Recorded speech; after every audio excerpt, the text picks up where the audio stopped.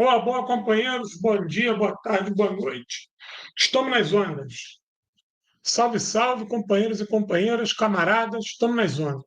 Hoje nós estamos retomando aqui aquele vídeo, né, da formação política que eu já havia me comprometido com vocês de fazer periodicamente, né, e dar ênfase para soltar esse material no final de semana, é quando as pessoas que trabalham semana toda pode de uma maneira mais tranquila, é, é, acompanhar, né? Já que a ideia é fazer uma discussão mais metodológica, a partir de uma bibliografia, e acho que no final de semana isso fica melhor do que a gente soltar durante a semana. Bom, pois bem, é, como todos vocês sabem, o motivo da nossa reunião aqui é o nosso país, né? A complexidade do Brasil, um país de 8 milhões e meio de quilômetros quadrados, o quinto maior país em extensão territorial,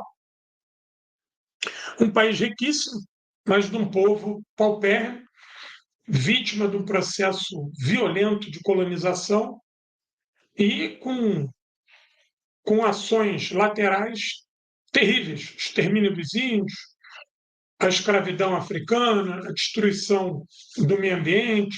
Então, isso formou, né, um Brasil completamente injusto, completamente desigual e com sérios problemas civilizacionais, né, que passam pelo racismo, machismo, homofobia, transfobia, elitismo. Mas o que dá o principal contorno de problema ao Brasil é o seu reacionarismo, né?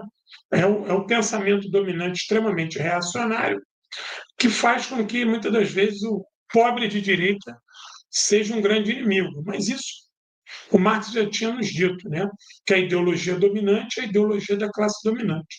Ou seja, a ideologia da classe dominante acaba, muitas vezes, contaminando os mais pobres e eles se tornam instrumentos voluntários do inimigo. Isso também não tem nada de novo. Contudo, o que me chama a atenção é a nossa dificuldade, e aí eu falo, quando falo nossa, é nossa mesmo. Eu já falei para vocês que eu não gosto dessa história de ficar só metendo malho na esquerda, porque nós somos parte da esquerda, né? E, e é um dever nosso estar militando em algum lugar, estar organizado em algum lugar. Militância de internet só não leva a gente para lugar nenhum. Nós precisamos muito tomar as ruas e as redes. Não podemos achar que somente as redes ou somente as ruas farão o efeito necessário.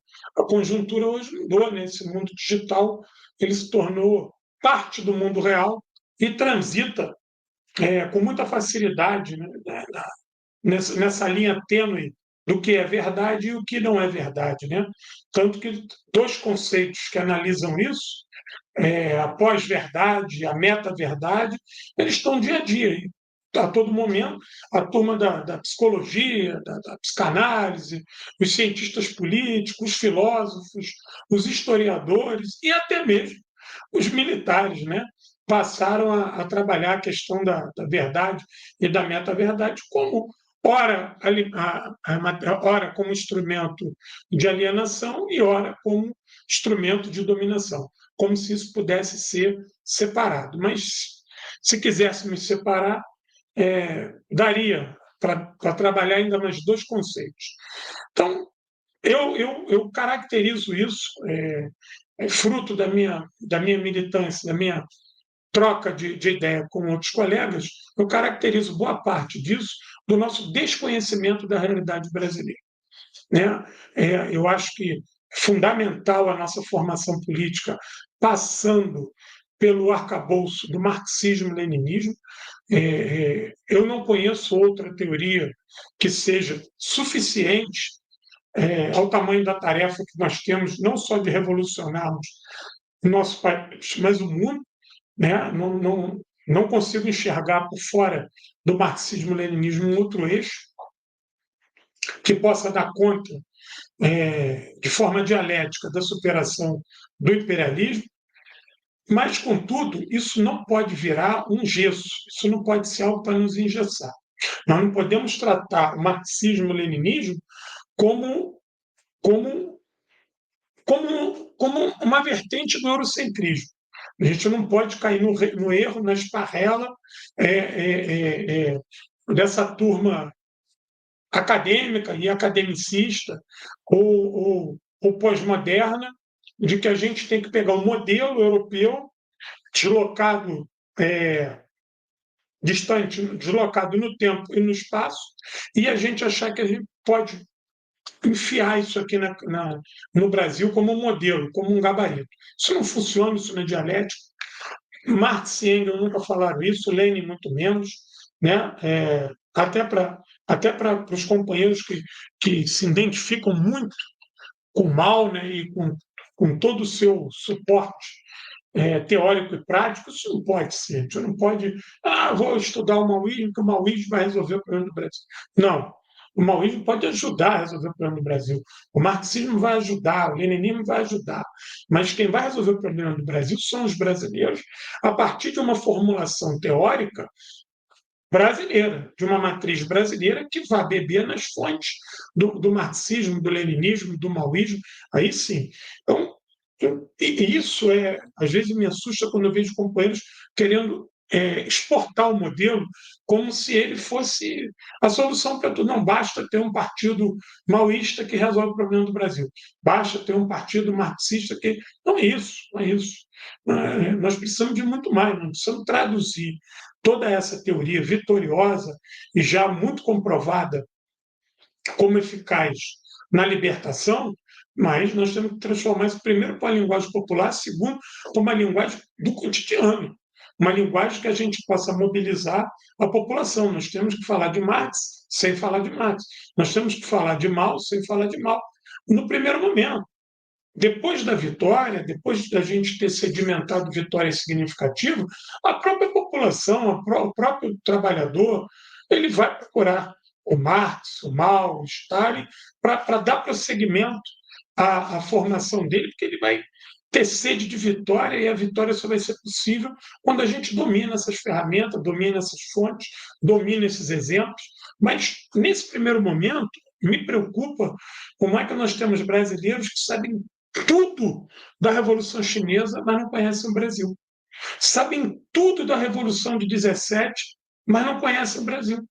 Não conhecem a realidade brasileira, por quê? Porque não leem, não estudam a nossa bibliografia, não estuda a nossa matéria que foi produzida por outros que vieram antes de nós e que também tiveram sede de vitória, que beberam nessas fontes, foram lá beber na fonte do Maoísmo, do Stalin, do Marx, do Engels, foram lá e tiveram muito trabalho e alguns pagaram preços altíssimos para traduzir isso e trazer isso para a nossa realidade, trazer essa pesquisa, fazer essa síntese, né?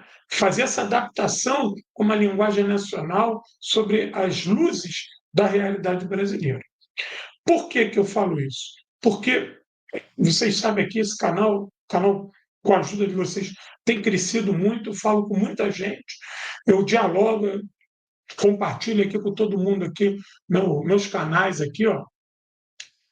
Vou botar aqui, quem quiser falar comigo, está aqui, ó. Dá um alô aí que a gente se fala, manda um zap aí que a gente se fala. Então, me preocupa muito a quantidade de companheiros e companheiras, também não me incomoda, só me preocupa, e aí é uma abordagem sociológica que eu faço disso, que me perguntam cotidianamente fontes para estudar a China, para estudar a União Soviética, para estudar a Líbia, para estudar tudo quanto é lugar, mas o que menos me é pedido são fontes para estudar o Brasil. Eu quase não recebo, eu quero estudar esse momento, eu quero estudar essa figura, eu quero estudar isso. Isso tem me preocupado. Isso tem me preocupado muito, por quê? Porque se a gente não entender o Brasil, nós não vamos libertar o Brasil. Nós precisamos fazer uma grande imersão na história do Brasil para que a gente possa traçar paralelos e que a gente possa pegar os problemas brasileiros e, a partir dos problemas brasileiros, beber nessas fontes. Porra, caramba, o que o Stalin poderia contribuir aqui para o processo de reforma agrária? O que o Mao poderia contribuir aqui para uma reforma urbana? o que o Lênin poderia ser usado no processo de socialização dos meios de produção no Brasil. Eles vão poder ser de uma vez por todas. A gente pode um dia chegar e falar assim, está decretado o socialismo e a partir de hoje não tem mais patrões, a gente consegue fazer isso num Brasil desse tamanho, que não é autônomo. Então, isso são dúvidas que deveriam permear todos os homens e mulheres que estão interessados em libertar o Brasil. Eu já falei para vocês, eu acho que. Mas isso é etapismo? É etapismo. Eu consigo. Não consigo ver a libertação do Brasil que ela hoje, né, que ela não consiga ser feita em escalas. Não acredito que nós vamos conseguir fazer uma insurreição ou uma luta que de um tiro só a gente resolve tudo. Cai tudo e no dia seguinte surge um Brasil socialista. Eu não acredito nisso. Eu acredito que a luta aqui vão se dar em várias etapas, em várias camadas, e quando a gente conseguir engrenar algumas sucessivas vitórias, isso vai se tornar esses estágios, esses compartimentos talvez fiquem em instantes menores. Né? Pois é etapista, não tem problema me chamar de etapista, porque chamaram o Lênin também de etapista. Se chamar o Lênin de etapista, chamar-me é até uma honra. Né? Então, eu não acredito num salto para a vitória. Né? Quando você coloca etapas nesse processo, como se você fosse botar um plano de metas, né? Ó, plano de metas, chegar até aqui. Chegando até aqui, a gente tem a base para ir até ali. Isso se dá na luta política, seja ela no escopo parlamentar, seja ela no campo popular. E, obviamente, que isso não descarta um processo violento de luta. Né? Eu não acredito que a burguesia aqui no Brasil vai entregar o poder, nem muito menos acredito que a vitória que virá sem sangue. O processo no Brasil ele vai ser algo bem sangrento, bem violento. O Brasil é a joia da coroa. Né? A gente já viu que os movimentos que o imperialismo já fez para não perder o Brasil. Né? E não se furtará de fazer outros mais, até mais profundos, né? Inclusive dividir o nosso povo para manter um país rico que nem esse, dominado e cedendo cada vez mais matéria-prima para o capital. Só que essa análise, né, de como vai ser a luta no Brasil, ela é uma análise a posterior. Se nós não conseguirmos juntar força, energia para iniciar essa luta, e aí o que vai dizer o modelo de luta, a forma de luta, é o processo. Mas se nós não tivermos pessoas capacitadas para ler o processo, interpretar o processo, tocar o processo, estar firme para avançar, estar firme para recuar se preciso for, e ter capacidade de, caso tenha derrota, reconstruir os cacos, isso não vai acontecer. Nós vamos ficar no campo da elucubração, falando de revolução, num exercício de retórica completamente vazio. Vejam vocês, o golpe que foi dado no Brasil em 1964, ele foi um golpe contra o governo João Goulart, contra as reformas de base, contra dois projetos. Um projeto de desenvolvimento autônomo, que o Jango vinha forjando numa continuidade do projeto industrializante do Vargas, né? E o outro golpe foi dado contra a política externa brasileira, a maneira como o Brasil se colocava na conjuntura internacional. A gente não pode esquecer que o presidente João Goulart estava vindo da República Popular da China quando ele tinha um plano para derrubar o avião dele, né? A Operação Mosquito. Na hora que ele entrasse no território nacional, o avião dele seria derrubado. Sabendo disso, ele deu meia volta, foi parar lá no Rio Grande do Sul, junto com o Brizola, e aí começa toda a campanha da legalidade de 1961, que vocês já sabem. E outra coisa, o presidente João Goulart tinha se negado a participar de qualquer ato contra Cuba. Ainda mandou uma carta muito dura para o Kennedy, uma carta dura, esculhambando o Kennedy sobre os Estados Unidos, um país daquele tamanho, uma liderança, porque não se meter numa ilha, esculhambando o Kennedy, chamando a atenção dele sobre a questão da autodeterminação dos povos, caralho. Entendeu? Uma coisa impensada até então, o presidente brasileiro dá uma esculhambada no presidente estadunidense. Você não pode esquecer que antes O Vargas já tinha dado uma esculhambada no Truman sobre a questão da Coreia, né? O Dutra chegou ali a ensaiar um namoro com, com Truman sobre a questão da Coreia, e quando Vargas retorna em 54, ele enterra isso, em pensar do Brasil ir para a Coreia, que a guerra na Coreia era um guerra imperialista, que o Brasil não tinha nada contra a Coreia, deu outra cotovelada nos Estados Unidos. Então, o golpe de 64 ele é contra as duas vertentes que o Brasil assume, internamente e externamente, contra a política interna e contra a política externa brasileira. Pois bem, nós vivemos 21 anos de ditadura, ainda teve um plus dos 5 anos do Sarney, e o que é curioso, o Brasil que surge pós-ditadura, ele é um Brasil que não é capaz de retomar o fio da história daquela luta de 64. O Brasil que surge em 1985 é um Brasil que tem pautas muito mais recuadas do que a de 64. E isso aconteceu na América Latina toda. Essa sucessão de golpes de Estado que tiveram nos meados dos anos 50, 60 e 70, a partir da doutrina Truman e da política de segurança nacional, né?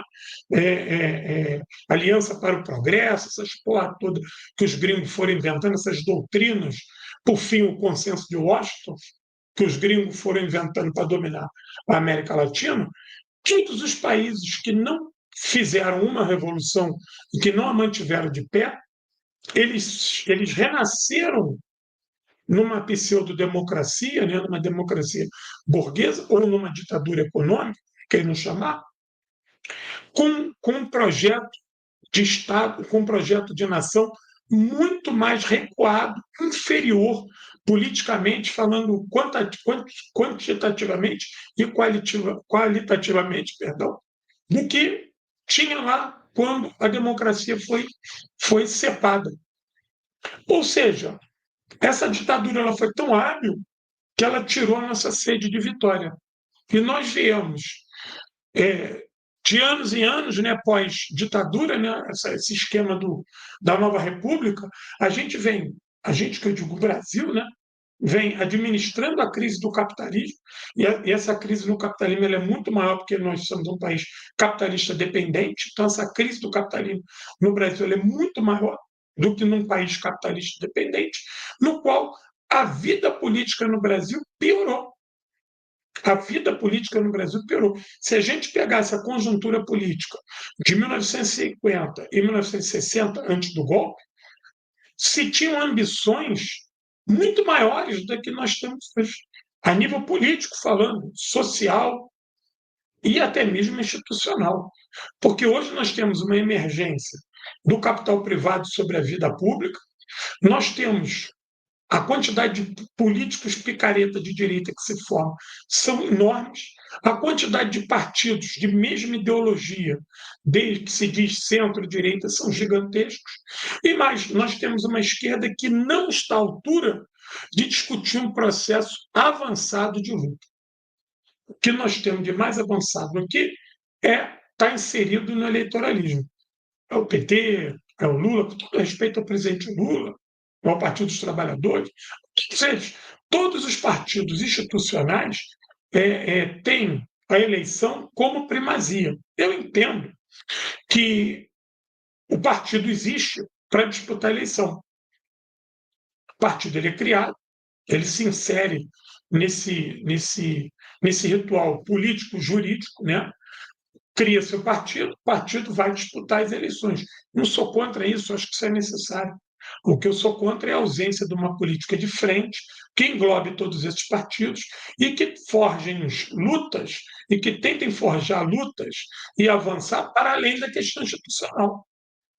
A gente não consegue ter unicidade política para criar uma frente, para criar um fórum. Tem, não tem como. A gente não consegue nem organizar pauta mínima, porque quando a gente fala em pauta mínima e tenta sentar para discutir alta, vem a eleição, fode com tudo. Porque aqui no Brasil, na vez de a gente ter uma eleição de 4 em 4 anos, onde mudasse tudo, de vereador a presidente, não, aqui a gente tem eleição de 2 em 2 anos. Então isso é uma merda, porque isso aumenta o clientelismo. Tu vota em mim para mim te ajudar. Tu me ajuda, que eu te ajudo. Então, esse ciclo vicioso de 2 em 2 anos impede que você estabeleça até política de frente. Porque, como os interesses nas eleições locais às vezes são diferentes das eleições nacionais, então você às vezes não consegue conversar com partidos de esquerda que podem fazer uma política de frente. E a esquerda não institucional no Brasil, ela se tornou pequena e sectária, salvaguardando alguns pontos algumas áreas, alguns pontos aí nesse mapa que merecem respeito. Mas mesmo essas áreas que merecem respeito, elas são pequenas. Elas não têm capacidade de interagir com o Brasil todo. E a gente não consegue ter uma conectividade do Oiapoque ao Chuí. Vamos travar uma luta que a mesma do Chuí, a mesma do Chuí com o Oiapoque. Vamos fazer isso? Vamos tirar um dia nacional de luta pela moradia. Todos os partidos, sejam eles institucionais ou não, vão participar desse dia, por exemplo, de luta contra a moradia. Uns vão exigir uma coisa mais radical, outros vão exigir uma coisa mais branda, mas nós vamos falar de moradia. A gente não consegue isso. E acho que isso é fruto não só dessa questão do sectarismo, mas da dificuldade de entendermos a história do Brasil. Os processos políticos que fizeram o Brasil avançar até aqui, eles foram organizados sempre dentro de uma política de frente, né? A Revolução de 30, a Revolução de 1930, ela é uma revolução que ela tem um conglomerado de interesses, dos setores progressistas aos mais reacionários, inclusive com vários fascistas dentro desse processo. O que eles tinham em comum? Eles queriam acabar com o Brasil agroexportador. Porque o Brasil agroexportador, você não disputava eleição era fraudulenta, o Brasil não avançava, uma miséria do caralho, as estruturas monarquistas e coloniais ainda estavam de pé em pleno século XX, o Brasil não tinha feito uma revolução industrial, entre aspas. Então, ali tinha um conglomerado de interesses para o Brasil avançar. Entendeu? Mas esse avanço foi sob a ótica do capital? Foi. Mas aí tinha uma figura lá que era o Getúlio, com mais uns caras ali um pouco mais progressistas que fizeram daquele limão a limonada. Criaram CLT, Previdência Social, construíram casa própria para o pobre, sanearam as áreas mais alagadas, fizeram obras de investimento, construíram trem, estrada, coisa que beneficiou o pobre. Organizou o serviço público no Brasil, criou política para o índio, criou lá o Serviço Nacional do Índio, que vai dar a FUNAI, mandou proteger terra indígena, ou seja, acabou com a perseguição à capoeira, permitiu mulher votar, avanços que não tinham no Brasil. Mas a gente quer só isso? Não, a gente quer mudar essa porra de cabo a rabo. A gente quer um Brasil socialista. Mas isso tem que ter um ponto de partida, isso não vai cair do céu. Isso não vai cair do céu. Isso não vai acontecer porque eu estou aqui na internet falando com vocês. Não vai acontecer só pela minha vontade. Mas eu acredito que eu posso contribuir para a formação daquelas pessoas que vão poder plantar essa primeira semente e que a gente vai trabalhar de maneira factível, de maneira honesta, de maneira consequente, para que a gente não fique enganando, que a gente fique só militando de maneira retórica para dormir bem com o nosso travesseiro. A gente precisa fazer algo consequente, algo que tenha desdobramento o mais rápido possível para fazer a política avançar, para acirrar a contradição.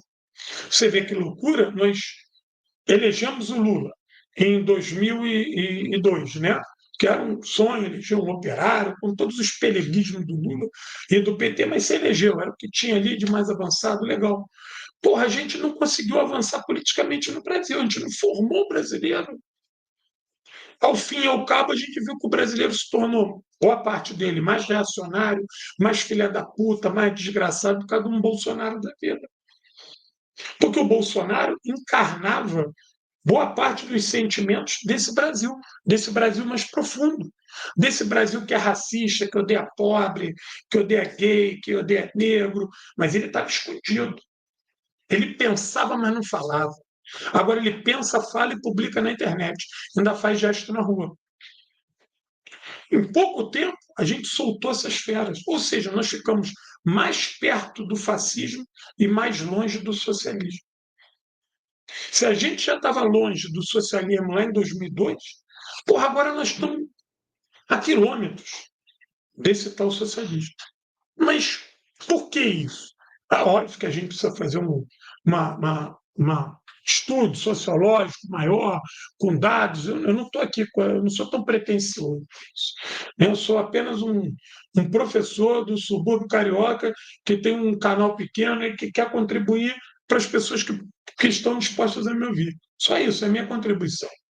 E acho que boa parte dessa contribuição ela acontece quando a gente começa a estudar. É necessário estudar, é necessário conhecer. De orelhada, ouvir dizer, isso não adianta. Não adianta a gente ser papagaio, repetir, não adianta a gente decorar as obras escolhidas de Lenin. Eu tenho um camarada que eu já não vejo há muito tempo, o Antônio Ernest. Se eu botar ele sentado aqui para vocês, ele vai dar uma aula do Capital para vocês. Você nunca vai patar e fala, cara, esse cara é fantástico. O cara conseguiu botar o Capital todo na cabeça, ele fica recitando igual a Bíblia. Entendeu? Ele tem, eu tenho certeza que ele já leu todos os tomos das obras escolhidas do Lênin e ele vai te dizer livro tal, parágrafo tal, tudo isso. Ele é o cara, o cérebro daquele cara, aquele cara, o dia que ele morresse, tinha que pegar o cérebro dele e mandar para o antigo Instituto do Cérebro em Moscou, lá na época da União Soviética, para estudar aquele cara, bicho. Eu já não vejo ele há muito tempo, não sei nem se ele vai assistir aí, mas fica um abraço para ele aí, Antônio Ernest. Ele usava um codinome aí, ele era escorreria aí. Então, mas aí se tu perguntar assim, vem cá, cara, o Antônio Ernesto, ele de fato, ele contribuiu de fato para a construção do quê? Nada. Ele foi do PDT, eu conheci ele no PDT, foi da Juventude. Depois, para vocês terem ideia, vou só dar uma pista, ele foi parar no Peru. Entendeu? Ficou muitos anos para lá. Só para vocês verem como é que era o cara. Mas depois ele voltou de lá porque lá também não deu certo para ele. O problema era ele.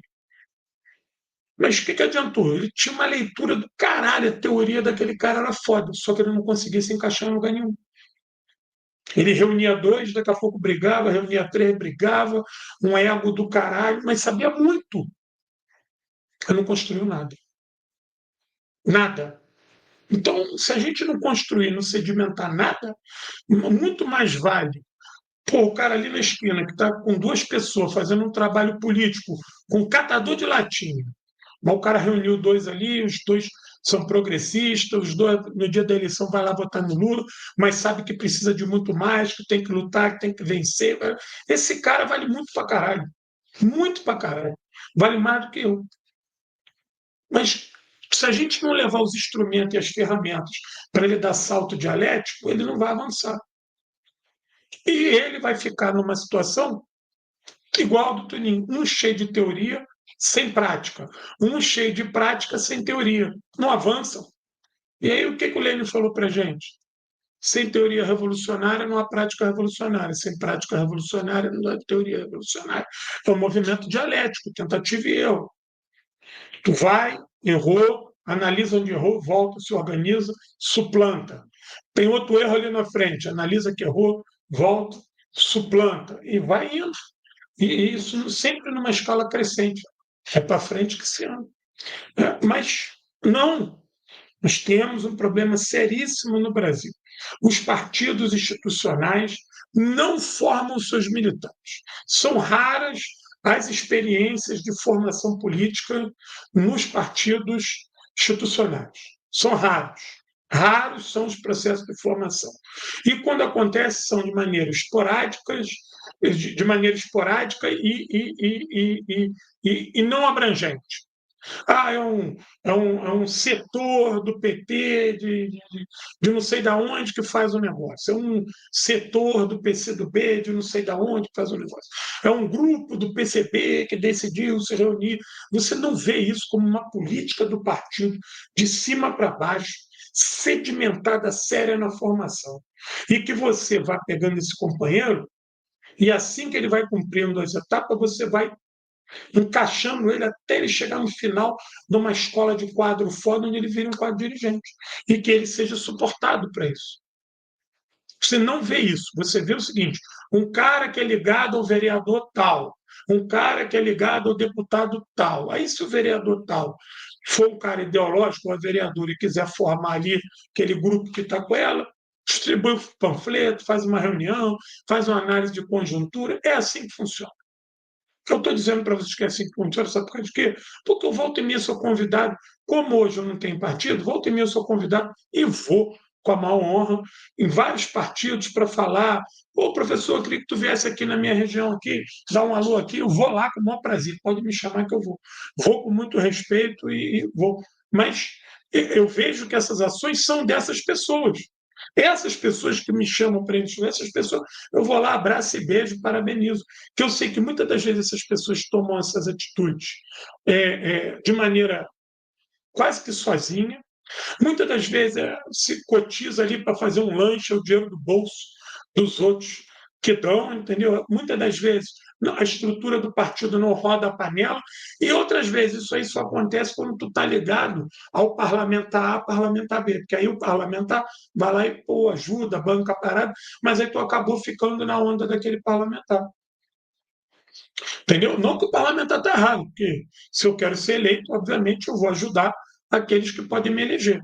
Isso aí não é essa crítica. A minha crítica aqui é nenhum dos partidos institucionais que aí estão tem uma política séria de formação de quadro, de você pegar o cara lá na base, transformar ele num cara, num militante foda, e vim monitorando ele, vim sustentando ele, porque não dá para ninguém virar um militante foda, se dedicar à luta, tendo que trabalhar 8, 10 horas por dia com um patrão para lá e para cá.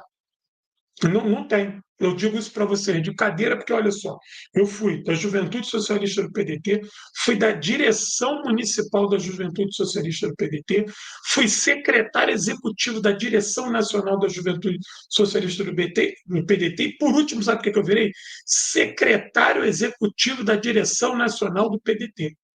Eu trabalhava numa sala onde eu via todo dia Darcy Ribeiro, Brizola, Neiva Moreiro. Eu trabalhei durante 8 meses na direção nacional do PDT.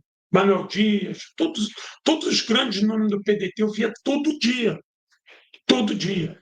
Eu ali, um moleque de 20 anos, trabalhando do lado desses caras fera. Depois de 8 meses, eles me mandaram embora. Sabe por quê? Porque eu estava muito à esquerda, muita correria, e eles não queriam, já estavam desacelerando. Por quê? Porque não acreditavam na formação de quadro, e nunca formaram. Eu fiquei no PDT 17 anos, nunca tive cargo em governo, nunca tive emprego em governo, tive nada disso. Nada. Sempre trabalhei na iniciativa privada e eu quero assim, estudo, como office boy, trabalhei na indústria de plástico. Porra, eu com 17 anos, toda quarta-feira, eu descarregava uma tonelada. 40 sacos de 25 quilos. Eu tinha 17 anos, já era da Juventude Socialista do PDT, trabalhava na indústria plástica aqui em São Cristóvão, próximo do centro do Rio de Janeiro, e como a minha vida era muito difícil, não tinha pai, minha mãe ganhava pouco, a minha irmã também não tinha pai, minha irmã pequena, então eu trabalhava como auxiliar de produção. Na verdade, na carteira estava escrito auxiliar de serviços gerais. Eu lavava banheiro, lavava a fábrica, fazia tudo. Ainda fazia um bico de operador de máquina injetora. Quando faltava alguém, quando alguém ia para o almoço, era eu que quebrava o galho na máquina injetora. E quarta-feira vinha o caminhão trazer o plástico, o material plástico. Aí o cara falava assim: qual é, João? Descarrega lá. Eu falei, já é. Eu tenho problemas seríssimos de coluna, de joelho, até hoje por causa disso. Eu passei 2 anos e meio, toda quarta-feira, descarregando uma tonelada. Eu chegava na fábrica 7 horas da manhã, saía 18 horas e estudar à noite. Porra, como é que alguém milita? Como é que alguém luta? Como é que alguém transforma o Brasil numa situação dessa? Não transforma. Entendeu? Então, eu digo para vocês de cadeira, isso foi lá nos meus 17 anos. Eu conheço hoje vários companheiros de vários partidos, gente valiosa, que se não tiver ligado a um vereador, a um deputado, a um senador, essa pessoa não consegue militar nem se desenvolver. Então, isso é um problema. que é a falta de estrutura, que é a falta de organicidade.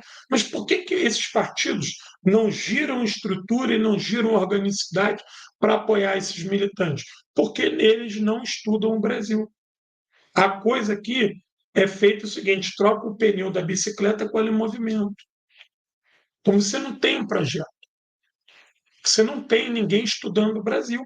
E não adianta você chegar com 50, 60 anos e falar assim: não, agora eu conheço um pouco do Brasil.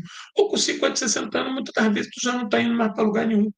É importante que você já conheça o Brasil com 20, com 25, com 30. Que, porra, tu tá no auge da tua forma física, tu tá no auge da tua forma mental, tu é dinâmico, entendeu? Não adianta tu chegar agora que eu tô com 60 anos, sei disso. 60 anos já tá com o joelho fudido, coluna fudido, já tá todo fudido, porra. Então não adianta. E esses partidos têm que investir na formação ali. É isso. Então, qual é o galho para mim dessa aula de hoje? Nós precisamos entender como é que se dão os problemas de ordem política e econômica no Brasil. Os porquês que até hoje a reforma agrária não avançou, por que você tem que ter Bolsa Família, por que você tem que ter renda base, por que você sofre ainda com privatização, por que a maioria da direita ainda ganha eleição, como aqui no Rio de Janeiro, como é que a gente tinha um cara que era o Marcelo Freixo, não era o suprassumo da revolução, mas era melhor do que o Cláudio Castro, um cara que não sabe de porra nenhuma, canalha, ladrão, envolvido em vários esquemas. Por que a maioria da população vota no Marcelo Freixo e não vota no Cláudio Castro? Qual é a participação, qual é a culpa nossa? Porque a população tem uma parcela de culpa, mas é pequena. Eu acho que a maior parte da culpa somos nós. Somos nós enquanto militantes. Não estamos fazendo o trabalho de base. Esse trabalho de base só vai ser efetivo quando a gente sentar e estudar o Brasil. A primeira obra que eu quero apresentar para vocês, que eu acho que é determinante, e aí a gente vai falar bastante de como é que a gente vai estudar isso. Aqui, ó. Deixa eu botar essa primeira obra aqui para a gente aqui, ó. Peraí que não foi. Todas essas obras que eu separei aqui, vocês vão falar assim, porra, João, mas esses autores são autores bem velhos. São. Por que eles são atores? Por que eu selecionei esses autores bem velhos? Ah, porque não tem mais ninguém produzindo coisa boa? Tem. Tem gente produzindo coisa até melhor. Então, essa obra aí, Desenvolvimento e Subdesenvolvimento do Celso Furtado. Cara, o que essa obra aí, o que essa obra vai nos dar? Cara, essa obra vai permitir a gente entender as chagas do subdesenvolvimento que deixaram no Brasil na estrutura econômica, mas que afetaram a questão política, social e ideológica. Ou seja, o nosso subdesenvolvimento ele é algo tão avassalador que a gente não consegue penetrar em alguns nichos. Vou dar um exemplo. A favela como um todo, né? Se a gente pegar uma. Vamos analisar a favela como uma instituição nacional. Todo o Brasil tem favela. A favela não tem saúde, não tem educação, não tem saneamento básico, não tem habitação. Muitas delas têm a presença do tráfico de drogas, que, pelo amor de Deus, nós não podemos chamar isso de crime organizado, porque aquilo ali de organizado não tem nada. E você tem uma ausência do poder público. O único poder público que entra na favela é a polícia. Esse choque cotidiano entre a favela e a polícia, favela e a polícia, favela e a polícia, isso funcionou muito mais para afastar essas pessoas da política do que aproximar. Por quê? Alguém já parou para pensar nisso? Sabe por quê? Porque a entrada da polícia ela se tornou um cotidiano. E a polícia ela mandou a seguinte mensagem para aquela população: o Estado não existe. O Estado somos nós. Vocês dão um jeito de vocês aí. E aí o jeito da favela é cada um constrói a casa do seu jeito, cada um tapa o buraco do seu jeito, cada um dá um jeito de criar uma fossa, cada um dá um jeito de educar o filho. Tudo é mambembe, tudo é mal, tudo é precarizado. Aquele povo é tratado como cidadão de segunda categoria.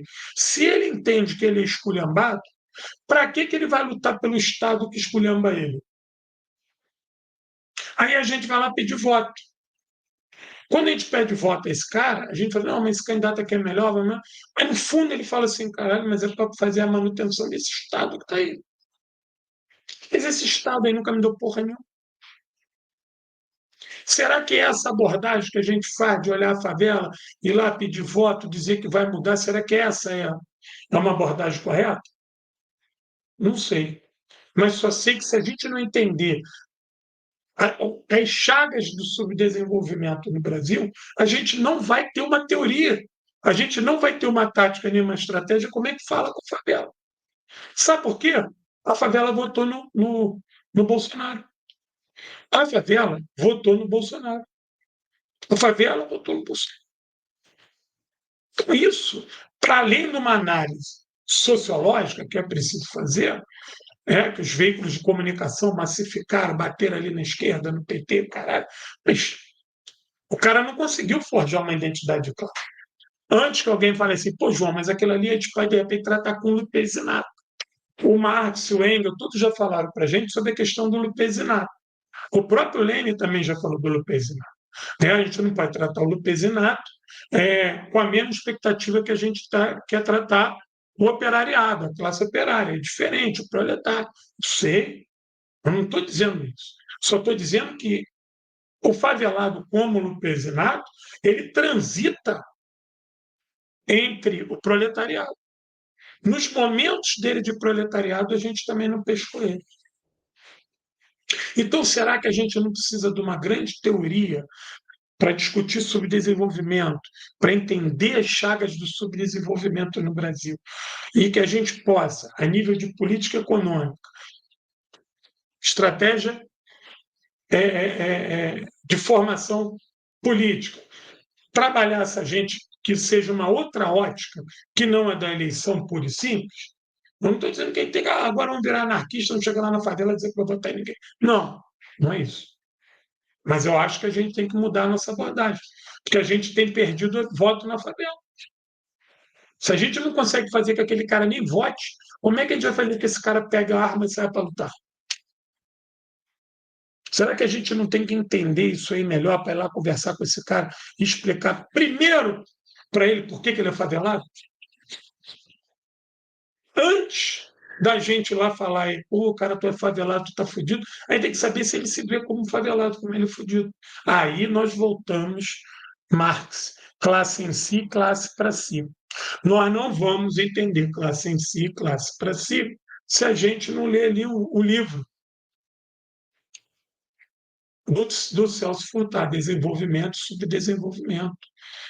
Por quê? Porque vai uma discussão a nível nacional sobre exatamente o que Marx e Engels falaram lá atrás, só que com pitados de brasileiragem, de brasileirismo. Aqui, ó, esse livro aqui. É um livro antigo, barato, achei na estante virtual. Eu duvido que vocês não vão ler esse livro e não vão se apaixonar por ele. Eu duvido.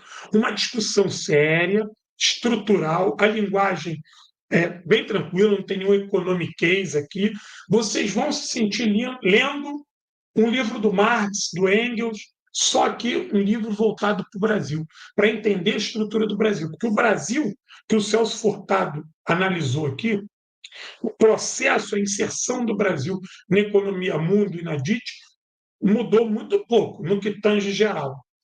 Né? Você tem a especificidade, tal, mas não mudou muito, não. A gente continua um país subdesenvolvido, de terceiro mundo, explorado pelos americanos, com dependência de know-how em várias áreas, e hoje sofremos uma crise de desindustrialização, ou seja, nesse momento aqui, o Brasil estava se industrializando. Ou seja, se a gente for olhar pela questão da indústria, do projeto industrializante, lá ainda estava até melhor do que hoje. Então, essa é a primeira obra que eu queria deixar com vocês. Né? A outra obra é que é o seguinte: nós, olha o que eu estou dividindo aqui. A gente primeiro falei dessa dificuldade que a gente tem de chegar nos mais pobres, chegar nos mais carentes. A nossa comunicação é ruim. Por que a nossa comunicação é ruim? A nossa comunicação é ruim porque a gente não sabe lidar com aquele objeto, a gente não entende aquele objeto. Por que a maioria da militância de esquerda no Brasil ela ainda são pessoas dos estratos médios, classe média baixa, média média, média alta? Por que a gente perdeu muito terreno no que era a classe operária brasileira, no que é o trabalhador brasileiro? Sabe por quê? Porque nós passamos a ter dificuldade de entender aquele cara e de estar ao lado dele. Nós passamos a travar uma luta para ele, não com ele. A todo momento a gente se vê como salvador da pátria. Ah, vou lá travar essa luta aí com os favelados aí, que estão tudo fodido, vou libertar eles e o caralho. Isso está errado. A libertação da classe operária é obra exclusiva da classe operária. Já dizia o homem de barra, que não era o Papai Noel. Então, o exemplo que eu tenho é do Brizola. Brizola aqui no Rio de Janeiro arrastava multidão. Brizola entrava na favela, era rei. Isso tudo acabou. Nós não temos nenhum outro cara que, se entrar na favela, arrasta a favela. Talvez o Lula faça isso em certa medida, mas nós não temos hoje um canal direto de comunicação com essa favela para você chegar lá e transformar a favela em bairro. O nosso projeto não é maquiar a favela. Não pode ser de administrar a crise do capitalismo. Não é isso que está aqui. Não é isso que o Celso Furtado nos falou. O Celso Furtado, nesse livro, ele dá a origem do nosso problema e aponta para algumas soluções, que hoje a gente parece que não vê isso. Parece que não vê isso. Então, nós precisamos não travar uma luta por procuração. Nós temos que criar uma política de frente. Entendeu? Seja eu aqui do auge da minha casa, com o meu computador, com aquele cara ali que não tem o que comer, porra. Onde é que a gente se encontra? A gente se encontra na luta anti-imperialista, a gente se encontra na luta contra a mais-valia, a gente se encontra na luta pela terra, pela libertação nacional, por uma reforma urbana, na luta contra o pagamento de aluguel, na luta contra a violência, acesso à saúde, educação. É a questão da cidadania. Essa palavra cidadania, ela é uma chave do caralho que a gente não aprendeu a usar. Nós não aprendemos a usar a palavra cidadania. Nós não aprendemos a mostrar a contradição de que uns têm cidadania e outros não. Favelado não tem cidadania. Aquele miserável lá do interior do campo, lá, coitado, vive lá na condição de trabalho análogo à escravidão. Você pode ver que o número de pessoas que são resgatadas do trabalho análogo à escravidão cresceu dos saltos no Brasil nos últimos 5 anos. Saltou. Será que isso não está ligado à reforma trabalhista, à reforma da Previdência, à eleição de Bolsonaro, o governo Temer, a destruição total do Estado? Sim.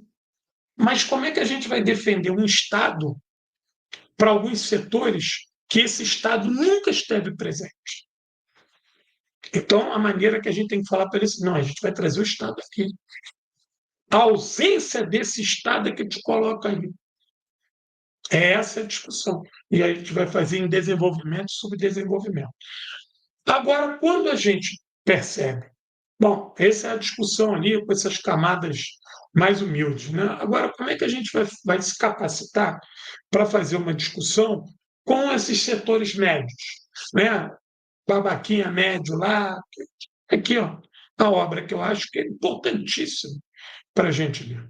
A gente precisa discutir, obviamente, com esses setores médios, mas dar umas bandeiras neles de vez em quando também, que é essa daqui. Ó. A bandeirada que nós temos que dar neles é a questão da contradição. Né? Ah, não, mas o cara quer falar contra o socialismo, o cara quer falar. Tudo bem, tu vai falar contra o socialismo, mas olha só, tem um livro aqui do Muniz Bandeira, Cartéis e Desnacionalização. A experiência brasileira de 64 a 74, ou seja, é o momento do golpe. Ah, João, mas é um livro que tem 40, 50 anos. Não. Esse é um livro extremamente atual. Sabe por que esse livro é atual? Esse livro é atual porque a discussão de privatização, formação de cartéis, trust e dumping continuam no Brasil, a passos largos, a passos largos. A gente viu que o governo Temer, logo que subiu, começou a privatizar tudo, o Bozo tinha vontade de privatizar tudo, e você tem essa discussão ainda no meio de muitos setores da população dizendo que não, tem que privatizar porque o Estado não dá conta de resolver, que não sei o quê. Opa! Voltamos à questão do Estado. O favelado, coitado, fudido, não vai lutar pelo Estado, porque o Estado nunca apareceu na favela. O setor médio não quer saber do Estado porque disseram para ele que não é eficiente. As demandas são distintas, mas ambos foram ensinados a odiar o Estado. Nós, enquanto comunistas, vamos derrubar o Estado, mas não dessa maneira. Nós precisamos primeiro de um Estado forte. O Estado é um instrumento de opressão de uma classe contra a outra, não é isso? Nós vamos assaltar o Estado, vamos fazer do Estado uma máquina de opressão à burguesia. Porque hoje a burguesia dona desse Estado nos oprime a classe trabalhadora. Né? Então, agora nós temos que tomar o Estado para oprimir eles enquanto classe e a gente criar uma sociedade que nós também sumamos quanto classe. Vamos sumir. Acabou. A sociedade sem classe no Estado comunista. Mas isso é muito, muito, muito, muito lá na frente. O que nós temos que resolver agora é tomar esse Estado. Então, o livro do Munir Bandeira, Cartéis e Desnacionalização, é um bálsamo para a gente ver como é que o capital estrangeiro adentra no Brasil com uma voracidade do caralho, se associando a setores nacionais, vão criar esses cartéis, vão desnacionalizar a economia brasileira por completo, vai nos enfiar de maneira subordinada na DIT, na Divisão Internacional do Trabalho. Isso vai ter um efeito avassalador no trabalhador brasileiro. Por quê? Porque ele passa a imaginar o mundo do trabalho como algo na ótica do patrão. Não, o trabalho é eu trabalho aqui, eu tenho que trabalhar, eu tenho que trabalhar, eu tenho que trabalhar, eu tenho que trabalhar, eu tenho que trabalhar. O cara tem que trabalhar porque tem que trabalhar. Existe todo um trabalho ideológico que foi feito na cabeça desse cara pela ditadura, que trabalhar estava ligado à dignidade, estava à honra, que não sei o quê. Aonde? O trabalho ele tem que ser uma honra para o Estado, ele tem que ser algo para o crescimento da nação, para o desenvolvimento geral. O trabalho não é para mim. Mas a partir daí a discussão de trabalho foi o quê? Você trabalha para você, para tu sobreviver, teu ganha-pão. Então eu passei a transformar o meu posto de trabalho como algo extremamente unitário, algo extremamente particular, como se o mundo do trabalho não tivesse uma concepção global e eu pudesse sozinho gerir a maneira que eu participo do mundo do trabalho. E aí você tem setores médios, cara, tem um monte de cara aí que é assalariado, o cara tem um salário de 100 mil, mas é assalariado, porra. Se cortar o salário dele de 100 mil, ele está fudido. Daqui a pouco ele está na favela. Esses caras assalariados que passaram a ganhar uma faixa, além, eles se desconectaram do trabalhador. Por quê? Porque eles não se viam como entes do mesmo Estado. A discussão de nacionalismo passou a estar longe desses caras. Os caras começaram a acreditar que, estando ligado a uma multinacional, uma grande empresa, o salário é muito bom, que não sei o quê, e que ele vai virar o IUP, vai virar o babaca de sapatênis da varanda gourmet, vai virar o otário da varanda gourmet, que vai se achar que o cocô dele é mais cheiroso do que de alguém. Mas isso é porque nós não trabalhamos, nós que eu digo a esquerda, os movimentos revolucionários, nós não trabalhamos junto a essas camadas médias que têm contradições e que alguns ali podem ser captados, esse material aqui. Existem outros materiais iguais ou melhores que esse. Eu estou apontando o que eu li, que eu conheço, que eu tenho aqui do Mundo de Bandeira, que é uma aula para a gente entender como é que a ideia de mundo do trabalho do governo Vargas, que era visto como a tua contribuição para o Estado, era você trabalhar, se capacitar, se desenvolver na ótica do capital. Na ótica do capital, o Vargas dava essa cambalhota lá. O trabalhar o bom para a nação. Agora não. Não, é minha vida, eu vou trabalhar, foda-se ter meu dinheiro, é meu esforço. Não é teu esforço não, babaca. Teu esforço é o que menos está valendo nessa história. Porque se a conjuntura muda, tu perde o emprego, aí teu esforço vai ser para o tripé macroeconômico. Bolo de pote, motorista de Uber ou então camelô. Entendeu? Nós também perdemos essa inserção. Perdemos. Você pode ver que nós temos hoje setores, essa camada média, principalmente na iniciativa privada, estão totalmente fascistizados. Esses, então, são gente muito arrogante no Brasil. Mas não é assim. Esses setores participaram ativamente do processo de redemocratização, de luta contra a ditadura. Quando eu era jovem, nós tínhamos duas classes no Brasil que eram politizadas e firmes, engenheiros e médicos. Caralho, o que os engenheiros e médicos viraram no Brasil? Porra, os médicos estavam fazendo coro contra a vacina. Os engenheiros no Brasil viram a Lava Jato acabar com os empregos e ficaram do lado da Lava Jato, cara. Um verdadeiro araquiri. Um verdadeiro araquiri. Entendeu? Então, isso sim, é surreal. Surreal. Bom, a outra obra que eu queria mostrar é justamente isso. É a questão desse processo de dominação na seara econômica, se desdobra na questão política e cultural, e aí você tem o cara pobre de direita e tem o classe média fascista. Porra, fodeu, o que sobrou pra gente? A gente vai falar com quem? Chega lá na favela, pobre de direita. Vai falar que a classe média é fascista. Fodeu. Vamos para onde? Então, esse material, eu acho que é importante. Esse livro aqui do Paul Singer, eu gosto muito. Quer ver? Deixa eu botar aqui. Eu gosto muito. Tá, peraí que apertei aqui. Eu gosto muito desse livro do Paul Singer pela linguagem. Uma linguagem prática, muito boa, dominação e desigualdade, estrutura de classes e repartição de renda no Brasil, porque fala justamente disso. Fala da parada da grana, os que tem, o que não tem, pô, como é que o sistema programou aquele ali não ter e afastar desse aqui que tem um pouquinho e bota eles para se odiar, pronto, está tudo certo.